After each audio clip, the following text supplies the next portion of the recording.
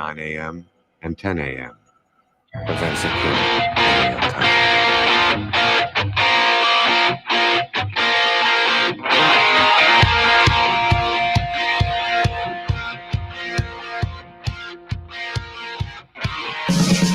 Good morning, everyone. Welcome. It's Friday. It's FPC Radio Live. I'm Ian Glendon, of course. See my name right up on the screen. You don't see his name on the screen yet. I will put it up there momentarily. But I am joined, of course, by my co-host, Mr.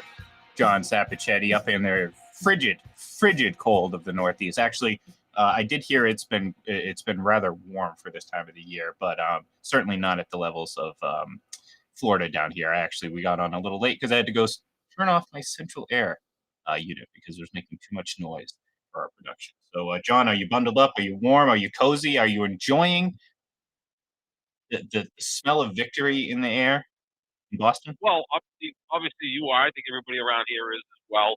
I thought the Falcons would play better than that last night. And, the Falcons are one team in the NFL I'm constantly picking to at least cover the spread or win a game. And every freaking week I'm burned by them.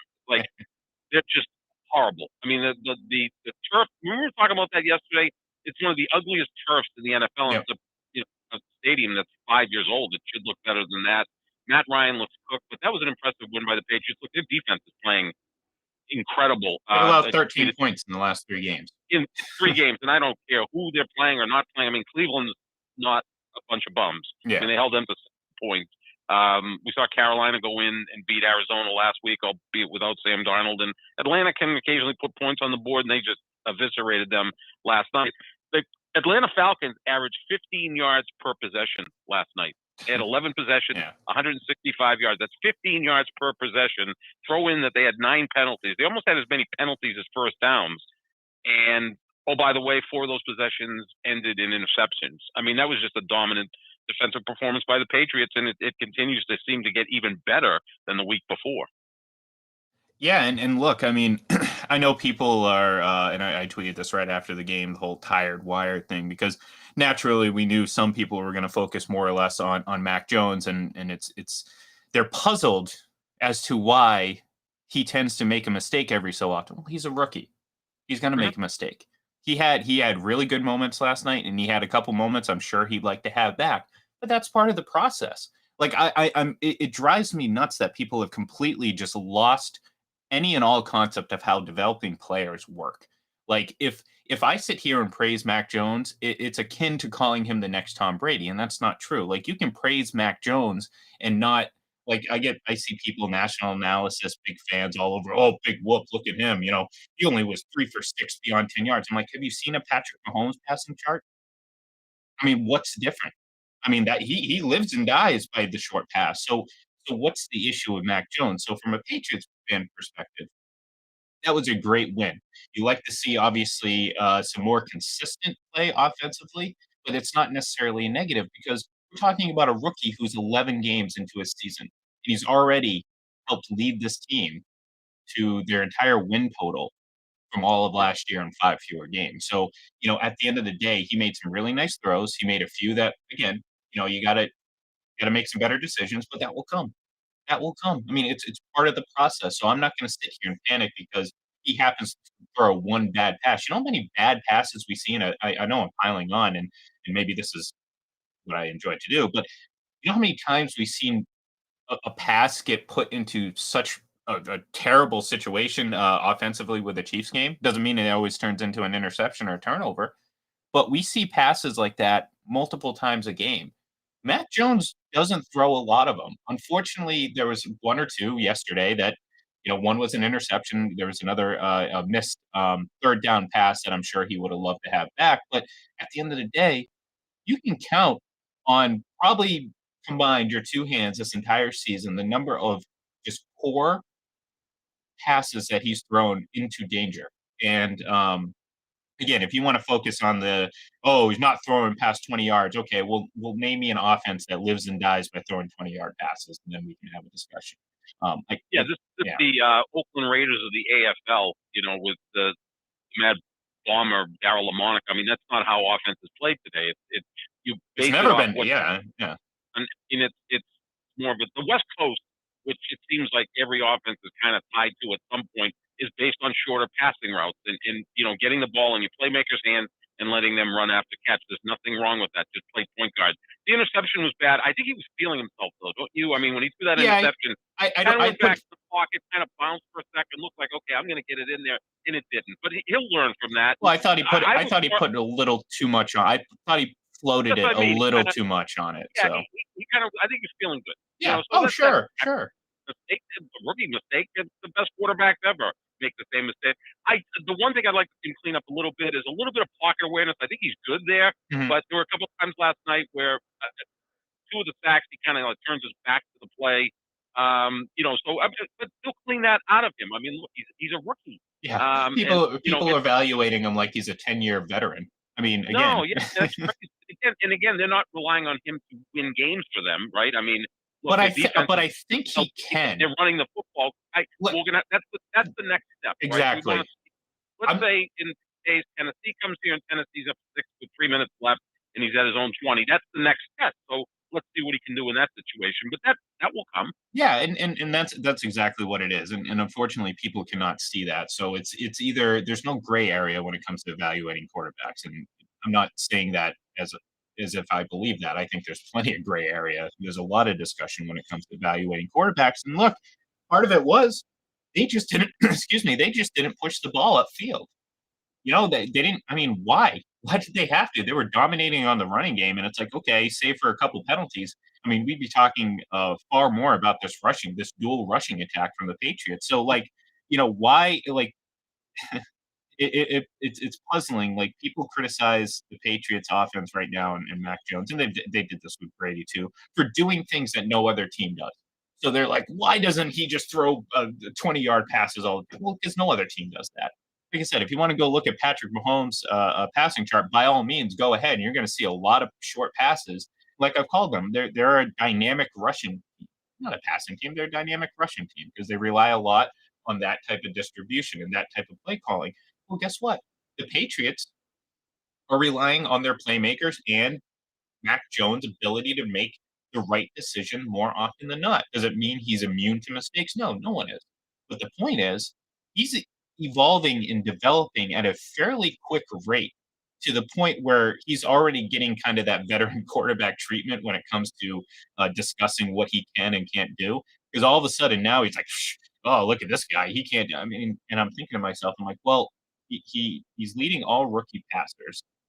He's right up there in among all passers in certain qualities. Now, again, I don't believe that completion percentage equals accuracy. It's just the number of times that a ball that was caught after it was thrown. That's essentially what completion percentage is.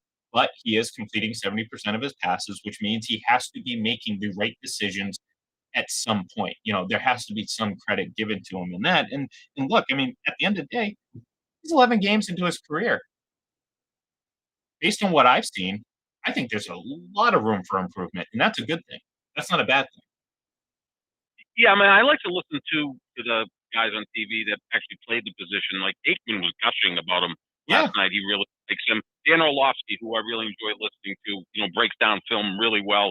He's very high on Mac Jones. I think Michael Vick, who's on Fox Sports 1, is already on board with this guy being an outstanding quarterback. So these are guys who played the position and understand how fast the game moves and how much you have to process and how quickly you have to process. Yeah, he's fine. I think he was fine last night. I don't know what the issue was. And the other thing too is, didn't you just get a feel that Atlanta was never going to score last night, or if they did, they get one touchdown? So what's the point in trying to do too much offensively? You run the football, play field position, kick field goals, go from there. That's the way you win. Not every game is glamour. This was all in a short week too. All in a short week. Right. So, which so that again, this is Belichick's 19th Thursday game. That's the 19th time he's played on Thursday. He's 15-4 now on Thursday Night Football, and that was Arthur Smith's 10th game as a head coach. So you have a huge advantage going in, and we saw it last night, right? You've got a master going against a rookie coach who, has to try to figure out what the hell he's doing there. With not a real talented roster and a quarterback, quite frankly, and Matt Ryan will be shot to me.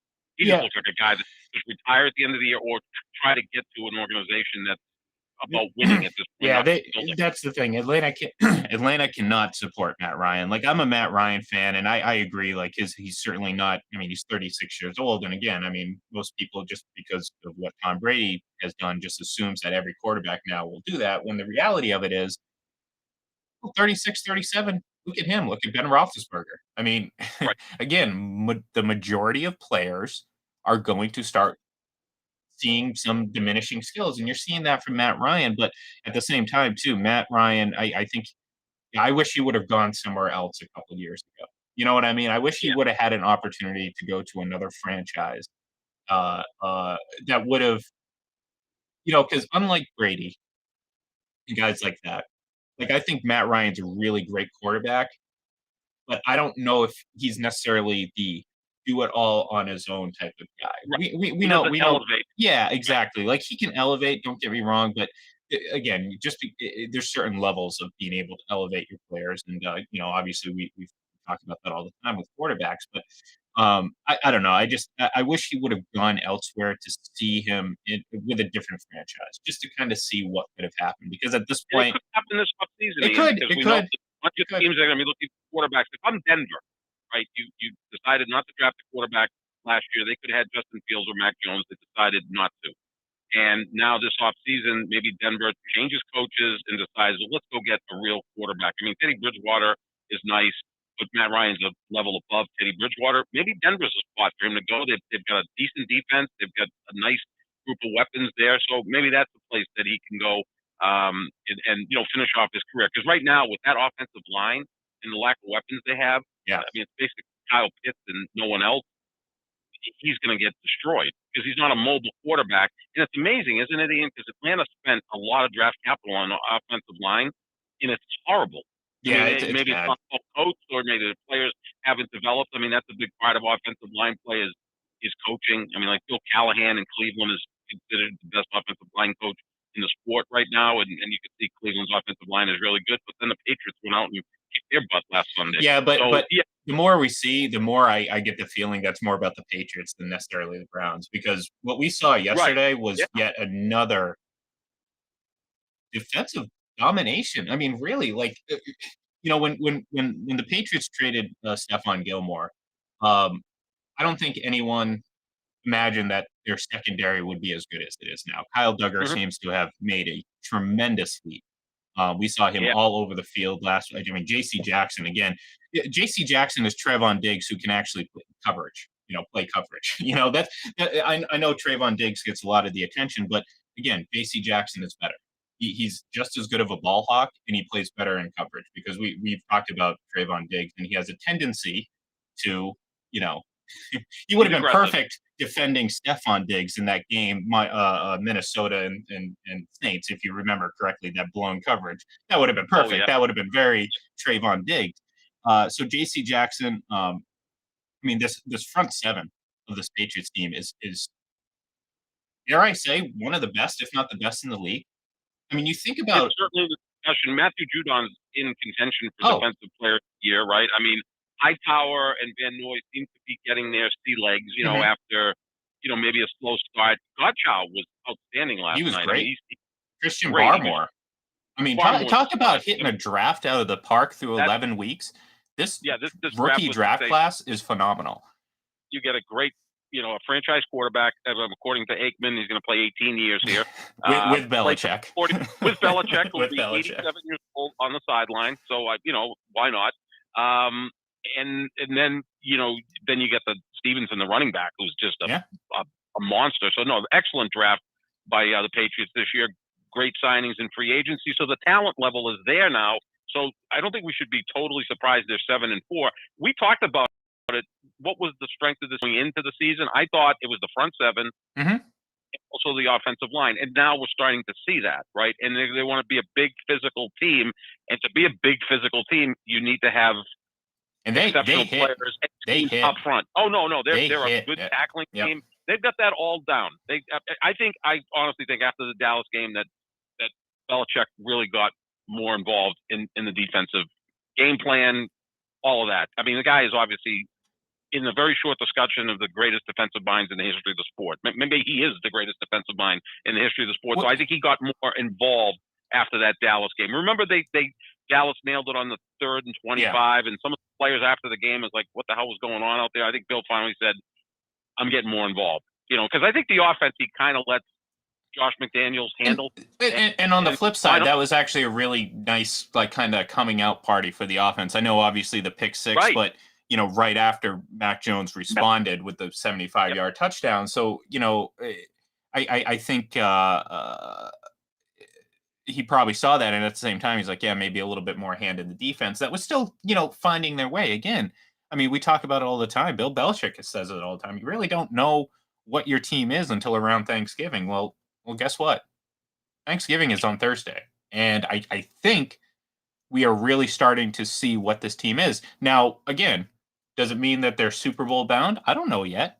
I mean, these next 2 weeks for them are going to be huge. You got Tennessee and you got Buffalo, the two teams that you're competing with right now. Technically, you're a half game above Buffalo, but they haven't played this week, obviously. And you're a couple games behind Tennessee for that top seed.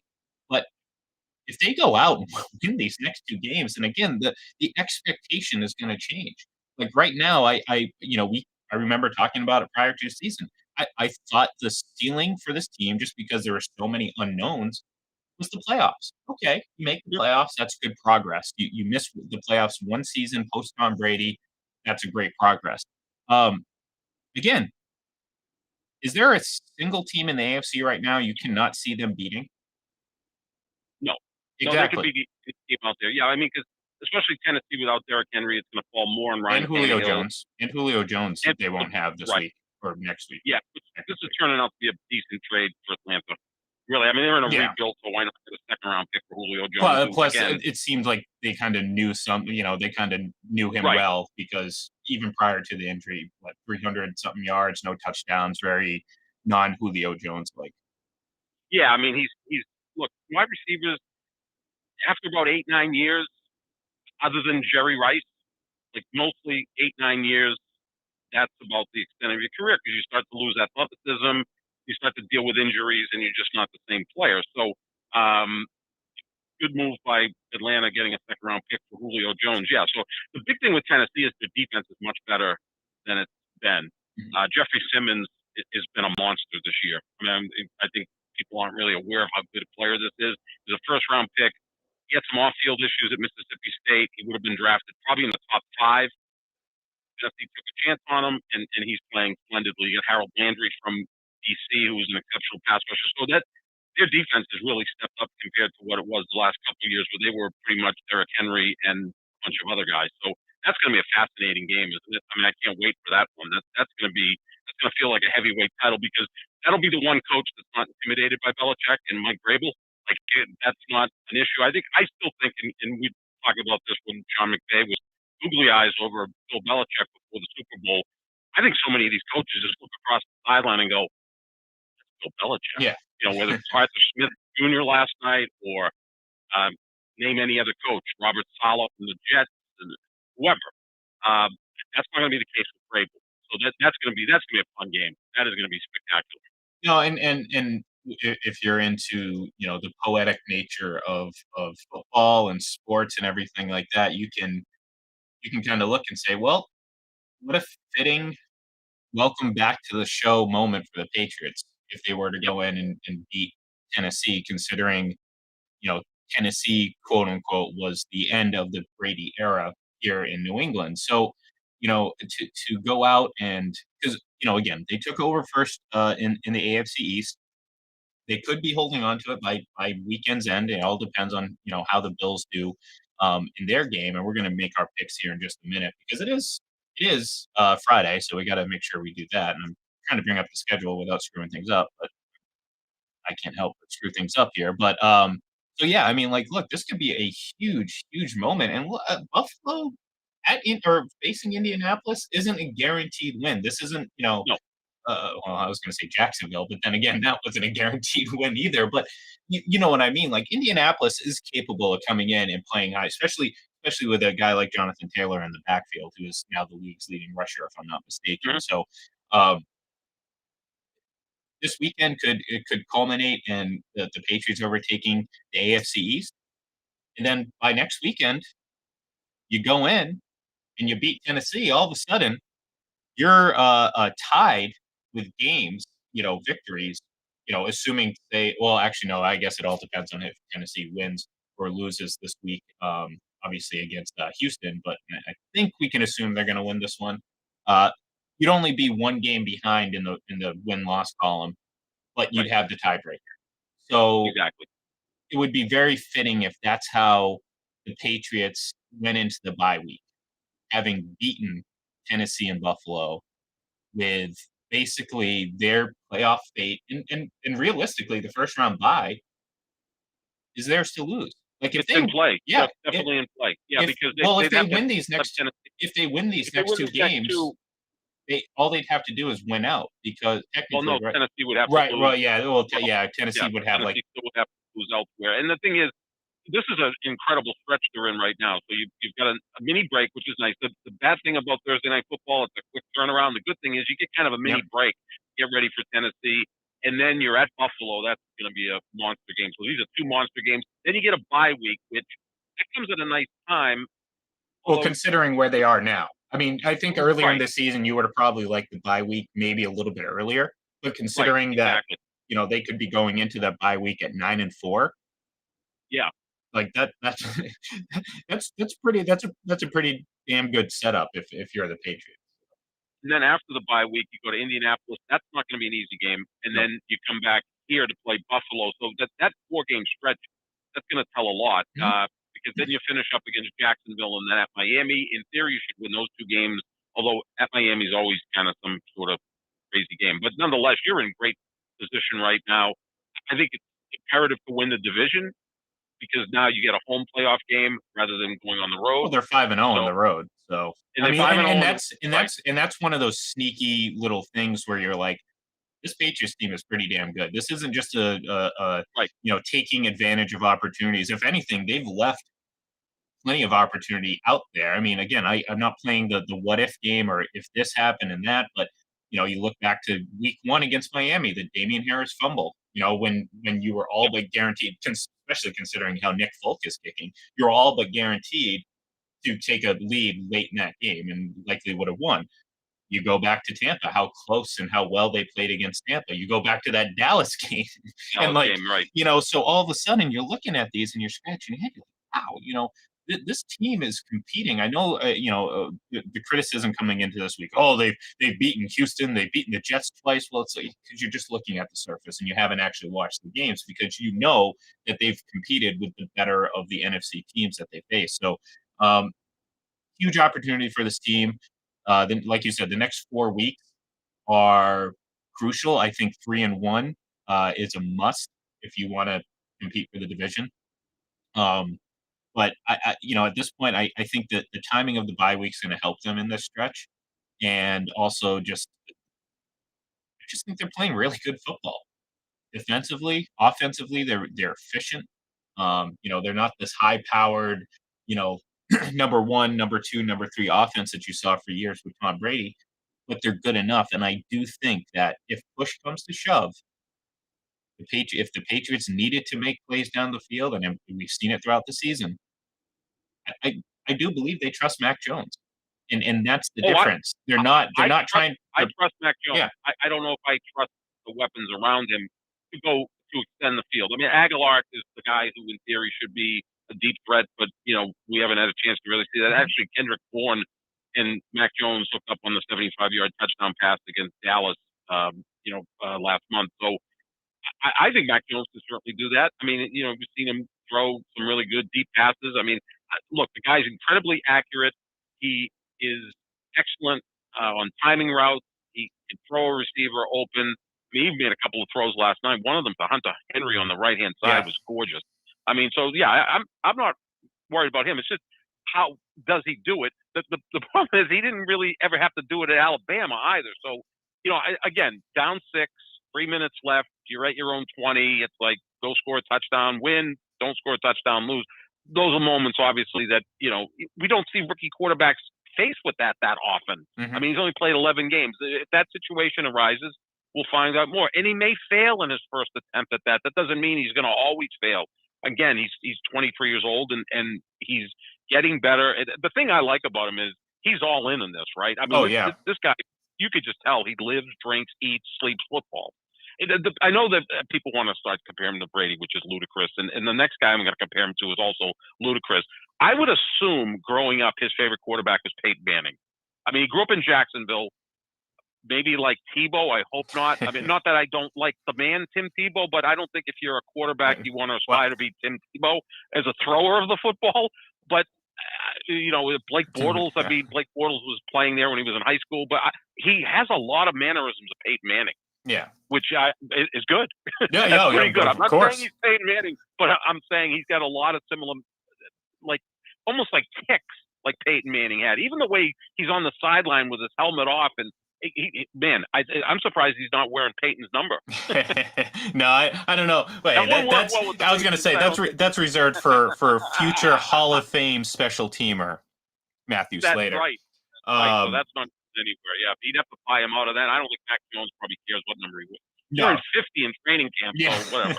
Well, he did comment how it made him look a little bit more out of shape. Hey, whatever. Anyways, okay. He doesn't fit the quarterback body either. So that I think on optics, it's like, really, this guy doesn't really look the part, but whatever. Yeah.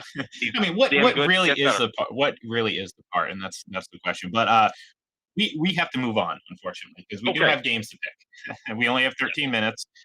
We have 3, 6, 9, 12, 13 games. So there you go. A game. A lot of games. Actually, now we're down to 12 minutes because I kept rambling. So just like we do every Friday, we're going to go right down the list. If you're watching on Full Press or Full Press Radio on Twitter or on YouTube or our a Twitch channel, any of those, you can see it right up on the screen. You'll see the schedule. If you're just listening on Full Press Radio on our radio station, then you'll just have to listen to my voice describe which games that we're going to be picking. So, John, you ready? We're going to get started. I'm always ready. All right. Number one on the list, Indianapolis at Buffalo. Buffalo rebounded after a very disappointing loss, obviously, to the Jacksonville Jaguars. They are at home against Indianapolis, and maybe I'm just a little 25-0, little drunk off that because you know what?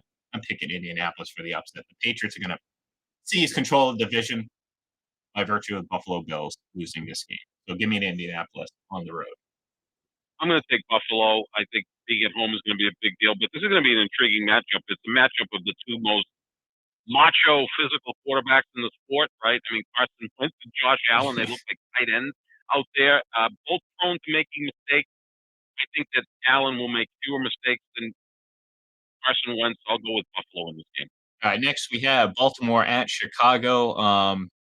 It's tough. Like Baltimore is an example of a team that I think is pretty good, but has a lot more flaws than the Patriots. I think they're better they're better than the Patriots in certain areas, but I think the Patriots are just across the board the most, I think, balanced team probably in the AFC. Defense, offense, special teams, everything. Baltimore, it's hard for me. I don't know what to make of this team. I really don't. We saw them really stink up the joint last Thursday. They've had 10 days off, so that tends to tell me that they're probably going to go in and beat up a team like Chicago, who, look, let's face it, they're not that great of a team. Justin Fields is obviously a rookie, still learning. So I'm going to take Baltimore in this one, although my confidence in it is just not as strong as it probably should be.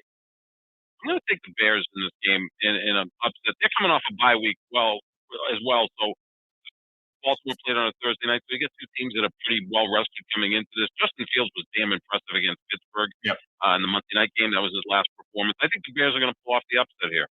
All right, next we have Detroit at Cleveland. Cleveland, we talked about them, obviously getting thrown out of the stadium there against the Patriots. I think, this is a nice little landing spot for them. They get to face the Detroit Lions coming off that tie, which a tie is a tie. But so yeah, give me Baltimore give me Cleveland in this one to win at home against Detroit.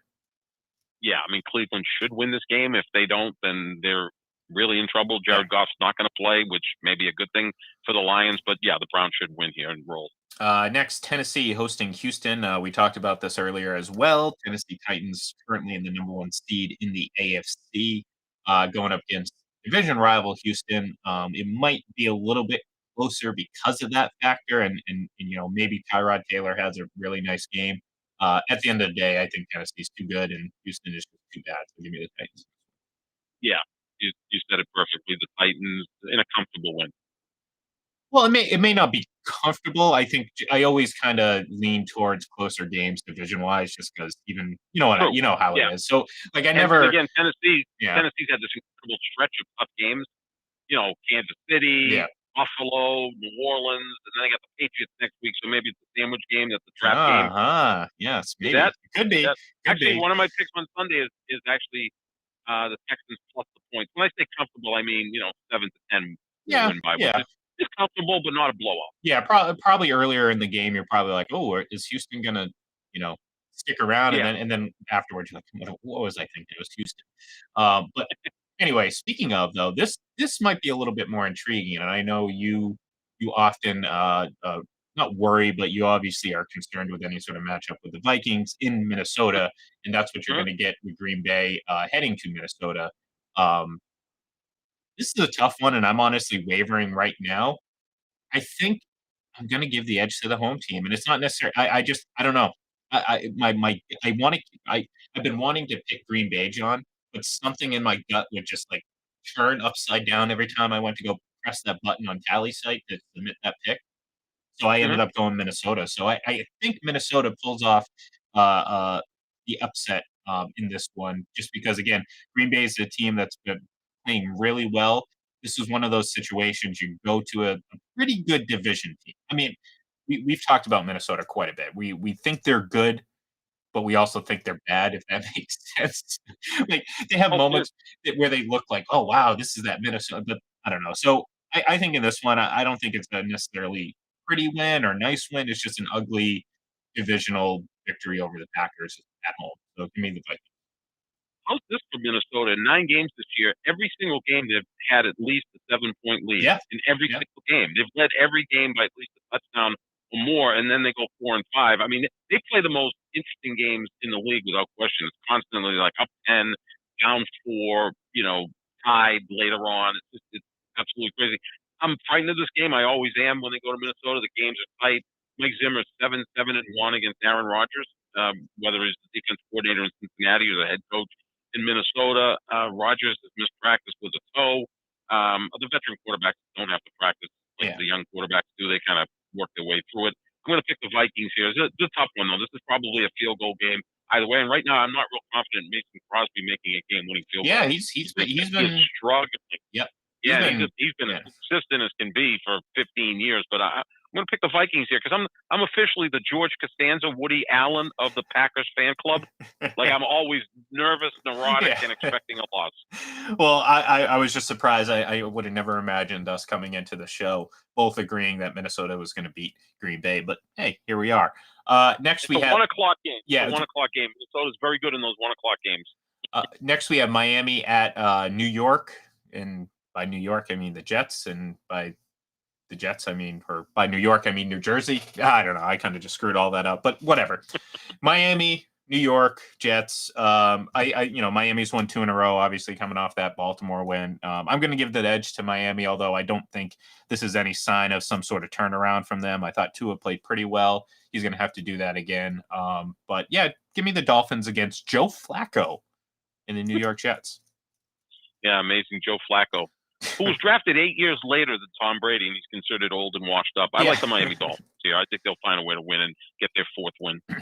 New Orleans at Philadelphia, another pretty interesting matchup. New Orleans going on the road, Philadelphia at home. I think Philly wins this one. I like what New Orleans does on defense. I'm still just don't know what they are offensively and what team they're going to be week in and week out. I think Alvin Kamara is going to play this week, but I don't know yet. But in any case, give me Philadelphia at home. I'll take the Saints. I think the defense will be the best unit on the field, and I think they'll be able to go into Philadelphia and win. Next, we have, that's right, Carolina and Cam Newton hosting Ron Rivera in the Washington football team, coming off that big win over the Tampa Bay Buccaneers. And I assume, I don't think it's been 100% made official yet, but all indications are that Cam Newton is likely going to start his first start with the Panthers since 2018 or 2019. Uh, I like Carolina in this one. I think Washington kind of. I think that they won their quote unquote Super Bowl last year, going in, beating and upsetting the Buccaneers, and kind of really having a good game. I think they played well above their abilities in that one, and yeah. So give me Carolina and Cam Newton to win this one at home. I'll take Washington in this game. Oftentimes, when a quarterback faces his former coach has some sort of edge. We saw that with Belichick and Brady. Even though Brady won the game, I think Belichick did a really good job containing that Tampa offense. I'm going to give slight advantage to Washington on the road to get their second straight win. Next, we have San Francisco coming off a beatdown of the Los Angeles got to win the Super Bowl Rams, taking on Jacksonville in Jacksonville. Give me San Francisco. I know it's West Coast to East Coast, 1 o'clock, but Jacksonville again, short of that victory over Buffalo is just not a good team. So give me the 49ers. Yeah, I'll go with the 49ers here. They should be able to get their second straight win. And at times, San Francisco looks like a playoff team, and at other times, they just look like an also-ran. I think they'll show up and put together a good performance in Jacksonville. Cincinnati going to Las Vegas. It's all right. I think Las Vegas has we talked about it a little bit earlier in the week. I think the Raiders have finally, I think, started to tip towards tilt, so to speak. You keep it, I don't know, Vegas themed, I guess. I they did some really nice things early, but I think everything that's happened with this team over the last month is starting to catch up to them. They got beat down by the Chiefs the other day. They just didn't look necessarily as into it as they've had in the past, and I think Cincinnati might catch them at home. So give me the Bengals. Yeah, I'll take the Bengals. I mean, 3 weeks ago, these are the top 2 seeds in the AFC. My, how times have changed, know, right? right? But I'll trust Joe Burrow over Derek Carr, and also the fact that the Bengals are coming off a bye week. Maybe they can get their focus back, and I think they go in and beat Vegas. Next, Dallas at Kansas City. Are the Chiefs really back, or is it just a mirage?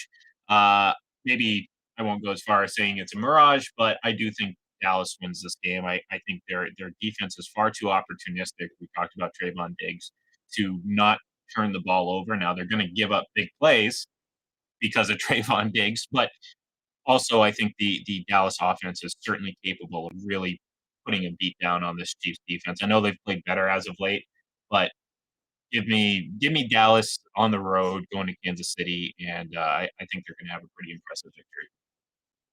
Yeah, this is going to be a great game to watch, right? I mean, you get the great atmosphere in Kansas City. You got, Kansas City is now a glamour team. Dallas is still the most popular team in the NFL. I'm going to go with the Cowboys here. I think they're just a better rounded team. Mhm. Their running game can really control the ball, control the clock, and maybe keep the Kansas City offense off the field. So I'll go with Dallas.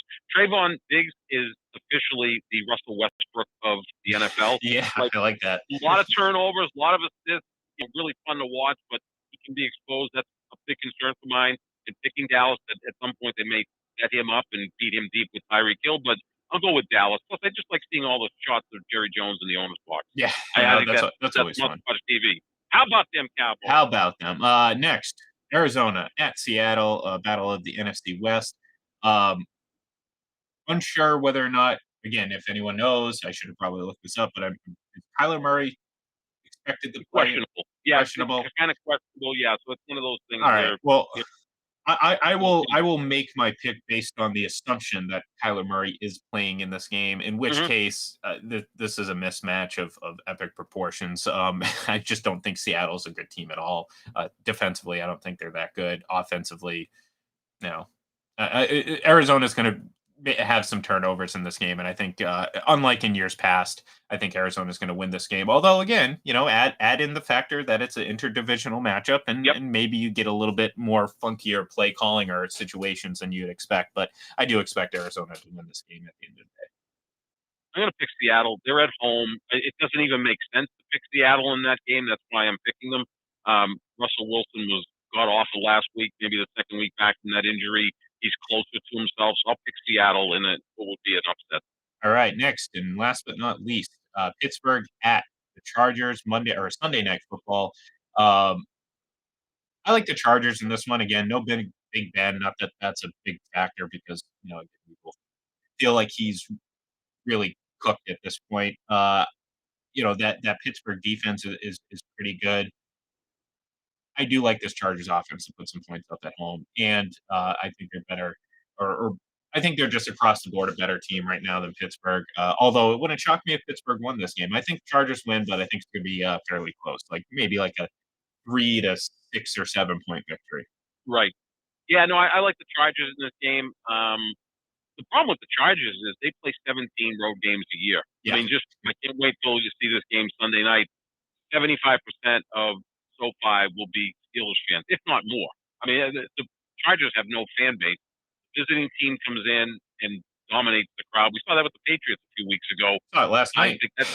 Saw it last night. I got Atlanta. confused. Yeah, I was thinking we were at Gillette for part of that game. So. No, it's crazy. And when the Cowboys came here, we heard a lot of Cowboys fans. I guess what fans do, and they used to do this more in baseball, but in football, you get together with your buddies and you decide to get away for a weekend and you pick a road game for your favorite team. That makes sense. But yeah, I think the Chargers find a way to win this one because Pittsburgh's offense really struggles with Roethlisberger, let alone without him. So I think the Chargers will be able to take advantage of that. Absolutely. So there you have it. There's our picks. If you want to check us out Sunday morning, 10 a.m. Eastern Standard Time, of course, because Eastern Time is the only time that matters, of course. We'll be live breaking down all of Sunday's action again, myself and the FPC NFL Sunday crew. And myself and John will be back on Monday to kind of recap what we saw over the weekend and preview the Giants at Tampa Bay, which will be Monday Night Football this week, which should be pretty fun and should be a nice get-right game for the Tampa Bay Buccaneers. But until then, have a great weekend, folks. Stay safe, enjoy Sunday, and we will talk to you